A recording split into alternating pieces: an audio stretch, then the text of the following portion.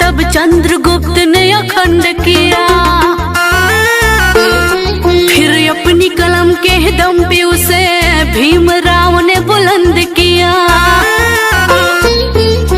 जब भारत अपना बिखरा था तब चंद्रगुप्त ने अखंड किया, फिर अपनी कलम के दम पे उसे भीमराव ने बुलंद किया। उस देश के कुर्सी पे अब तो ऐसा ठग है बैठा, उस देश के कुर्सी पे अब तो ऐसा ठग है बैठा, जो देश को ऐसे बेच रहा कि नाम पड़ा विक्रेता। वो चाय बेचते बेचते अब बन गया देश विक्रेता। आया देश विक्रेता, देखो आया देश विक्रेता, आया देश विक्रेता, देखो आया देश विक्रेता।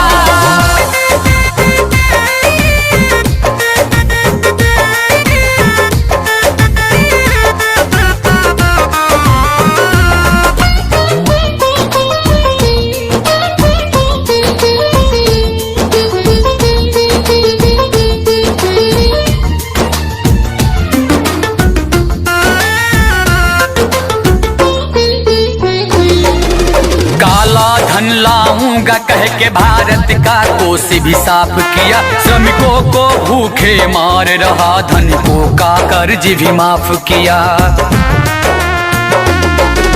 काला धन लाऊंगा कह के भारत का कोष भी साफ किया, श्रमिकों को भूखे मार रहा, धनिकों का कर्ज भी माफ किया, धनिकों का कर्ज भी माफ किया, धनिकों का कर्ज भी माफ किया।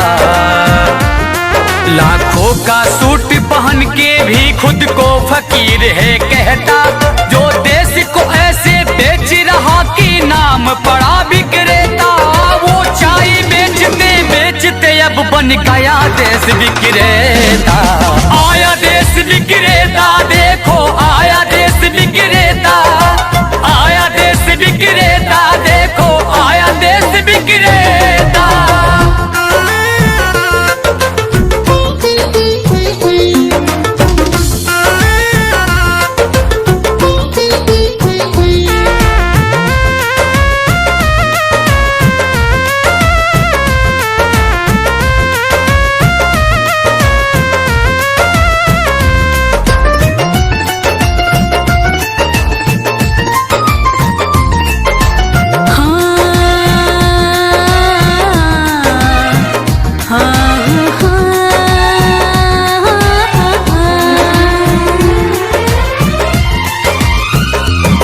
मीडिया तो उसके जूते का कैसा है स्वाद बताती है, जब जब चुनाव हो तब उसको माँ की याद आती है।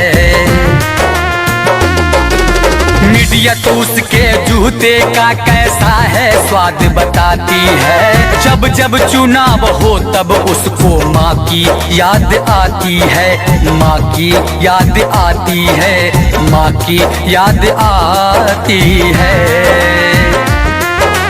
किसी का संग दिल पति है तो वो किसी का मतलबी बेटा, जो देश को ऐसे बेच रहा कि नाम पड़ा विक्रेता। वो चाय बेचते बेचते अब बन गया देश विक्रेता। आया देश विक्रेता, देखो आया देश विक्रेता, आया देश विक्रेता, देखो आया देश विक्रेता। जब भारत अपना बिखरा था तब चंद्रगुप्त ने अखंड किया, फिर अपनी कलम के दम पे उसे भीमराव ने बुलंद किया।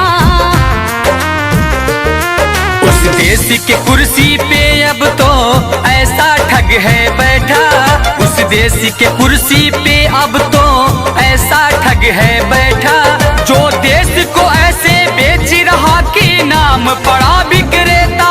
वो चाय बेचते बेचते अब बन गया देश विक्रेता।